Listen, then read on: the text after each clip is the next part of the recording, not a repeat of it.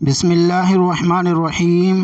حضرت معاذ رضی اللہ عنہ فرماتے ہیں کہ رسول اللہ صلی اللہ علیہ وسلم نے مجھے 10 باتوں کی وصیت فرمائی۔ چنانچہ فرمایا، اللہ تعالیٰ کے ساتھ کسی کو شریک نہ کرنا، اگرچہ تمہیں جان سے مار ڈالا جائے اور جلا دیا جائے۔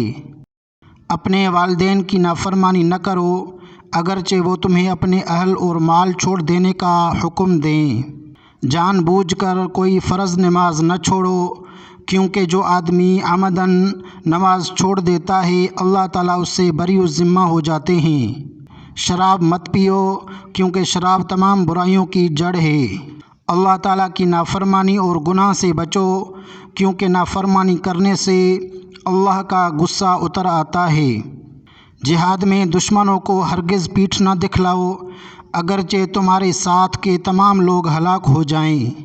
جب لوگوں میں موت وبا کی صورت میں پھیل جائے اور تم ان میں موجود ہو تو ثابت قدم رہو، یعنی ان کے درمیان سے بھاگو مت۔